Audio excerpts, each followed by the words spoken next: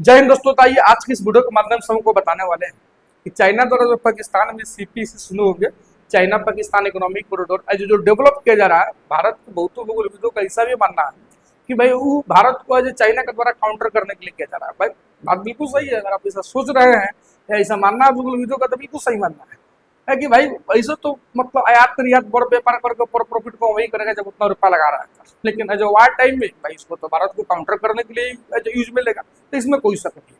आपको आइए हम परिचित करा देते हैं। यही है CPC China Pakistan economic corridor, जो यहाँ पे लिखा हुआ है, जो मतलब तिब्बत प्रांत के कसगर से शुरू होता है। आप देख पा रहे होंगे डॉट डॉट डॉट जो ग्वादर तक आता है। ग्वादर मतलब इसके नीचे जो अरेबियन सी अरब सागर है, ठीक है। ग्वादर जो मतलब पाकिस्तान का सबसे बड़ा राज्य है, बलूचिस्तान में पड़ता है। तो आज की इस वीडियो के माध्यम से दोस्तों हम आपको ग्वादर का इतिहास बताने वाले हैं कि जो ग्वादर जो बंदरगाह देख रहे हैं, ये सबसे पहले तो भारत का ही हुआ कर रहा था।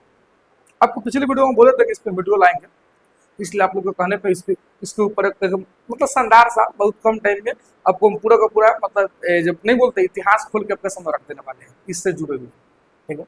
उसके बाद ये जो है मतलब कि जो ओमान के राजा के पास मतलब गया। ओमान का राजा एज मतलब कि जब भारत जो है ओवरऑल ब्रिटिश के चंगुल से, ब्रिटिश के एज कब्जा से मुक्त हुआ, उस समय तक भी ये एज जो अब देख पा रहे हैं ग्वादर, ये ओमान के ही पास था। ओमान कईयों बार प्रेशर, कईयों बार बहुत प्रयास किया, भारत सरकार को देना चाहा, थमाना चाहा, लेकिन भारत सरकार इस पर अपना इंटरेस्ट नहीं दिखाई। तो अंतोगत्वा पाकिस्तान को हैंड ओवर 1958 में करना पड़ा ओमान को। तो आइए आज के इस वीडियो के माध्यम से आपको हम मतलब ग्वादर का इतिहास बताने वाले हैं, जिससे कि आपको विजुअल हो पा रहा होगा। ग्वादर बंदरगाह के लिए कि ग्वादर जिस इलाके में स्थित है उस मतलब उसे मकरान कहा जाता है। मकरान और पिरथर पहाड़ियों के बीच में है। इतिहास में इस इलाके का जिक्र है। ग्वादर की आबादी कम रही, लेकिन वहाँ हजारों सालों से लोग रहते आए। 325 ईसा पूर्व में जब सिकंदर भारत से वापस यूनान जा रहा था, नहीं घनानंद के समकालीन आके अटैक किया था। चाणक्य जो है सम्राट चाणक्य चंद्रगुप्त मौर्य को लेके मतलब क्या कहते हैं, बिना राजा बने हुए ही सिकंदर को खेतने के काम के लिए थे। खैर वो पे कभी आएंगे तो बताएंगे। तब रास्ते में वो ग्वादर पहुंचा। सिकंदर ने सेल्यूकस को, जो सेनापति था सेल्यूकस निकेटर, ओकरा को यहाँ का राजा बना दिया। 303 ईसा पूर्व तक यह इलाका जो है सेल्यूकस के कब्जे में रहा। 303 ईसा पूर्व में चंद्रगुप्त मौर्य ने हमला कर इस इलाके को अपने कब्जा में ले लिया। वास्तव में बात ये रहता है कि सेल्यूकस निकेटर हार जाता है और बेटी का जो है कार्नेलिया का ब्याह हो जाता है। तो वो ब्याह हो जाता है तो 4 गो क्षेत्र को एज भारत को दहेज में देता है, तो उसमें ईगो शामिल रहता है। 100 साल तक मौर्य वंश के पास रहने के बाद 2002 बोल रहे 202 ईसा पूर्व में ग्वादर पर ईरानी शासकों का कब्जा हो गया। ईरानी शासकों 711 में मोहम्मद बिन कासिम ने हमला कर इस इलाके को अपने कब्जों में ले लिया। इसके बाद यहाँ बलोच कबीले के लोगों का शासन चलने लगा। तो इतना अगर समझ गए होंगे तो चलिए दोस्तों आगे बढ़िए। देखिए यही कुछ पुरानी तस्वीरें हैं ग्वादर का, जिसके बारे में आज के इस वीडियो के माध्यम से हमको बता रहे हैं। 15वीं सदी में पुर्तगालियों ने वास्को डिगामा के नेतृत्व में यहाँ हमला किया। पुर्तगालियों ने मीर इस्माइल बलोच की सेना से पुर्तगाली पार नहीं पा सके, लेकिन पुर्तगालियों ने ग्वादर में आग लगा दी। 16वीं सदी में अकबर ने ग्वादर को जीत लिया। अकबर जो है ग्वादर को जीत लिया। 18वीं सदी तक यह मुगल राजाओं के मतलब मुगल राजाओं का राज चलता रहा। यहाँ कलात वंश के लोग मतलब मुगलों के नीचे शासन करने लगे। 1783 में ओमान की गद्दी को लेकर अल सद राजवंश के उत्तराधिकारी में विवाद हो गया। देखिए यहाँ पे ओमान के गद्दी को लेकर बात को ध्यान में रखिए, ये आगे तक आएगा। इस विवाद के चलते देखिए सुल्तान बिन अहमद को मस्कट छोड़कर भागना पड़ा। कलांत वंश के मीर नूरी नसीर खान बलोच ने उन्हें ग्वादर का जो इलाका दे दिया, ग्वादर का इलाका दे दिया। अहमद इस इलाके मतलब इस इलाके का राजा बन गया। ग्वादर की जनसंख्या तब बेहद कम थी। अहमद ने ग्वादर में एक किला भी बनवाया। देखिए वो किला आज भी है। कलात राजा ने शर्त रखी थी कि जब अहमद को ओमान की गद्दी वापस मिल जाएगी तो मतलब ग्वादर फिर से कलात वंश के पास आ जाएगा, मतलब कलात वंश को देख के अपना चल जाएगा अपना। 1757 में देख सकते हैं यहाँ पे अहमद को ओमान की गद्दी मिल गई, लेकिन अहमद जो है ना ग्वादर को नहीं छोड़ता है। इससे दोनों के बीच में विवाद होता है, जगह लाठी ऊपर माइस ओमान जीतता भी है। ओमान का राजा अहमद। देखिए अब आगे पढ़िए।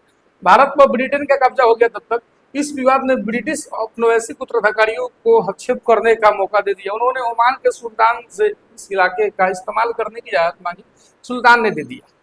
अंग्रेजी हुकूमत ने ग्वादर में 1863 ईस्वी में ब्रिटिश सहायक मतलब देख सकते हैं ब्रिटिश सहायक राजनीतिक एजेंट का मुख्यालय बनाया। देखिए अब अंग्रेजों ने ग्वादर में एक छोटा बंदरगाह बनाना शुरू किया, जहाँ स्टीमर और छोटे जहाज चलने लगे। अंग्रेजों ने यहाँ पोस्ट और टेलीग्राफ का दफ्तर भी बनाया।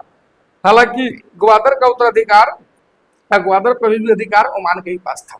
ठीक है दोस्तों, अब देखिए जब हमारा देश आजाद हुआ तब देखिए 1947 में अंग्रेजों ने भारत छोड़ दिया। भारत और पाकिस्तान अलग अलग दो देश हो गए। मकरान पाकिस्तान में शामिल हो गया और उस जिला का मतलब उस जिला बना दिया गया। ग्वादर का स्वामित्व तो अभी भी ओमान के ही पास था।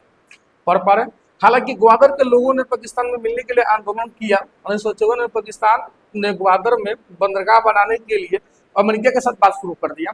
ये अगर पता था कि भाई तो ओमान के अंडर में है, हम कुछ कर सकते नहीं है, तो अपने बाप को लेके आ गया, अगर साथ बात करना शुरू किया। देखिए यहाँ पे अमेरिकी जियोलॉजिकल सर्वे ने ग्वादर का भी सर्वे किया।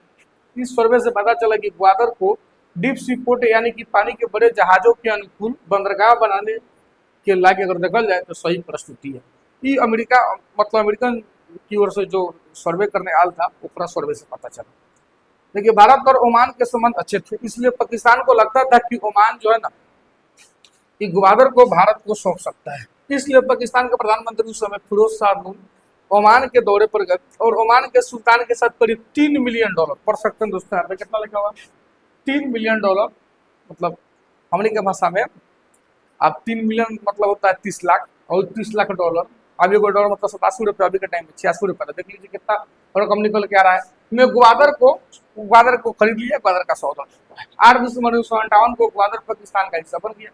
उस मकरान जिले में तहसील का मतलब दर्जा मिला। देखिए उस समय का यह तस्वीर है जो ग्वादर बंदरगाह जो बलूचिस्तान में पड़ता है। ठीक है, यानी कि आप समझ गए होंगे कि कहीं ना कहीं पाकिस्तानियों के द्वारा इसको खरीदा गया, तब तक भाई पाकिस्तानी यहाँ पे आफत का मतलब क्या कहते हैं घारा सब बरसा कर रख देता है। देखिए भारत में कुछ लोगों का कहना है कि ओमान के सुल्तान ने ग्वादर के इलाकों को भारत को सौंपना या बेचने की इच्छा जताई थी, लेकिन भारत सरकार का मानना था कि भारत से लगभग 700 किलोमीटर की दूरी पर स्थित एक इस जगह को जो है ना पाकिस्तान से बचा रखना थोड़ा मुश्किल होता है, इसलिए ओमान ने पाकिस्तान को ग्वादर बेच दिया। यानी भारत को उससे कोई खास इंटरेस्ट रुचि नहीं दिखाया गया कि भाई 700 किलोमीटर दूर है, पाकिस्तान से बचा कर रख पाना, मतलब भारत के अंदर डर देखिए। ठीक है, देखिए अमेरिका का लगभग 80 देश में मतलब कि 100 प्लस एज एयरबेस है, तो सी पोर्ट है, मतलब एक बंदरगाह है ओवरऑल बोले तो ठिकाना है। अभी भारत को अपने देश से महज 700 किलोमीटर दूर भी जगह उस समय में देखे तो $3 मिलियन में लेने में इतना दिक्कत था भाई, थोड़ा कमों में दे देता वो मान कि संबंध अच्छा था, लेकिन कहीं का भाई क्या कहे घर में लुकाए वाला। खैर छोड़िए, हम ज्यादा बोलेंगे तो बेकार लगेगा। द्वारती मतलब वही इतिहास है। ठीक है, अब देखिए यहाँ पे 2013 में चीन और पाकिस्तान के बीच समझौते में पाकिस्तान ने 40 साल के लिए ग्वादर पोर्ट को चीन को किराए पर दे दिया है। यानी 2013 में दिया है 40 साल के लिए, मतलब इसमें 40 ऐड कीजिए 2053 तक।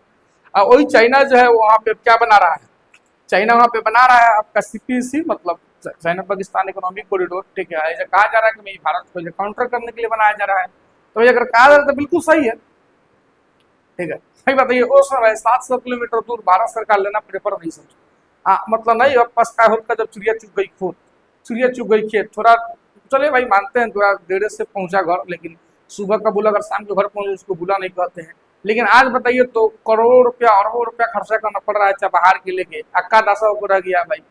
हाँ, आपको इसके पहले वाला वीडियो पढ़ने से बताए थे कि 29 सितंबर से ट्रम्प का उस पर भी सेंसस लगने वाला है। भारत जो है 2024 में 10 साल के लिए एग्रीमेंट कर रखा है। सबका सब रुपये बताइए भाई पानी में जाए कि नहीं जाए। हाँ, कितना अच्छा है ग्वादर अगर अपना रहता तो चाइना का पहले सीपेक ना कामयाब होता। ठीक है, भारत जो है एक ग्वादर के मतलब ग्वादर बंदरगाह से पाकिस्तान को जो भी कंट्री हो सबको काउंटर करने का कैपेबिलिटी रखता है। लेकिन भाई राजा बनने का वाला अति सबके पास नहीं ना होता है भाई, जिसको है वो बना हुआ है, दुनिया पर आज कर रहा है। अब वो देश कहा ना चाइना ही आजकल उभरते आ रहा हो या रसिया हो कि अमेरिका हो। तो खैर चलिए, आपको ग्वादर किले का इतिहास समझ में आ गया होगा कि भारत के राजनेताओं सब की ओर से कैसी गलती रही, कौन सा कारण रहा। 700 किलोमीटर का दूरी देख के डरे कदम पीछे ले लिया सर, तो पाकिस्तान से नहीं बचा पाएंगे। खैर आपको सब बुझा गया होगा। तो मिलते हैं फिर से कोई और वीडियो में, तब तक के लिए जय हिंद दोस्तों।